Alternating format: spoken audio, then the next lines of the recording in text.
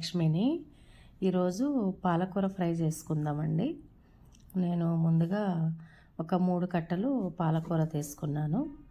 ఈ విధంగా కట్ చేసుకొని మంచిగా పాలకూర కడిగి ఈ విధంగా కట్ చేసుకోవాలి. కట్ చేసుకొని ఇక పొయ్యి మీద పెనం పెట్టి దానికి సరిపడా ఆయిల్ వేసుకోవాలి. ఆయిల్ కొంచెం వేడయ్యాక జీలకర్ర వేసుకోవాలి. జీలకర్ర తర్వాత వెల్లిపాయలు. ఈ నూనె బాగా కాగినాక వేసుకోవాలండి. ఈ పాలకూరకి టేస్ట్ జీలకర్ర వెల్లిపాయలే బాగా ఫ్లేవర్ అండి. ఆవాలు, మెంతులు, జీలకర్ర ఎన్నైనా వేసుకోవచ్చు, కానీ ఈ కర్రీకి టేస్ట్ మాత్రం జీలకర్ర, ఎల్లిగడ్డలు. తర్వాత కొంచెం ఎండుమిర్చి, ఉల్లిగడ్డలు ఇవన్నీ వేసుకొని దీనికి ఏంటంటే కొంచెం పెసరపప్పు కొంచెం సరిపడా ఆకుకూరకు తగ్గట్టుగా నానబెట్టుకొని వేసుకోవాలండి. ఒక 1 అవర్ కొంచెం నాన్న పెసరపప్పు వేసుకోవాలి పోపులో. పెసరపప్పు, పచ్చిమిరపకాయలు. ఈ పాలకూర అనేది కారం పొడి కాకుండా ఓన్లీ పచ్చిమిరపకాయలతో చేసుకుందామండి ఈరోజు.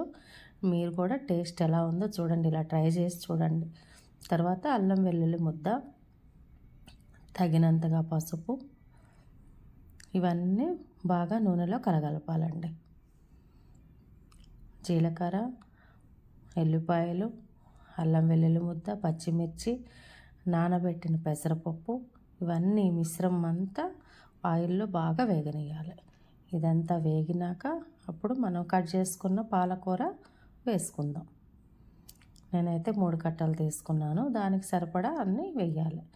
ఇదంతా వేసినాక మంచిగా కలుపుకోవాలి. బాగా కలుపుకొని ఇది సరిపడా ఉప్పు వేసుకోవాలి. సరిపడా ఉప్పు వేసుకోవాలి ఆకుకూరకు తగ్గట్టుగా. బాగా కలుపుకోవాలండి. కలిపితేనే కూర అంతా కలుస్తుంది. తర్వాత హై ఫ్లేమ్ పెట్టుకొని మూత పెట్టుకోవాలి. బాగా కలపాలండి. ఇలా ఆ పోపు దినుసులు అంతా కలిసేటట్టుగా కలుపుకోవాలి. అంతా కలగలుపుకొని మూత పెట్టుకోవాలి. ఒక 5 నిమిషాలు మూత పెట్టుకున్నాక అగో చూడండి అంతా ఆకుకూర అంతా ఎట్లా అయిపోయిందో. ఈ వాటరు వచ్చినాయి. ఈ వాటర్ అంతా మరిగే వరకు ఉంచుకోవాలండి. ఇప్పుడు చూడండి అంతా డ్రై అయిపోయింది.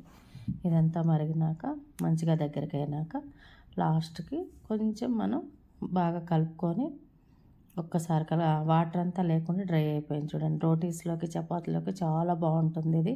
మీరు ఒక్కసారి ట్రై చేసి చూడండి. లాస్ట్ కొంచెం మనం కొత్తిమీర చల్లుకుందాం. ఈ కర్రీ మీరు తప్పకుండా ట్రై చేసి చూడాలండి. చాలా టేస్ట్ అంటే టేస్ట్గా ఉంటుంది. చపాతీస్లోకి, రోటీస్లోకి చాలా చాలా బాగుంటుంది. ఓకేనండి, ఇలా ట్రై చేసి చూడండి.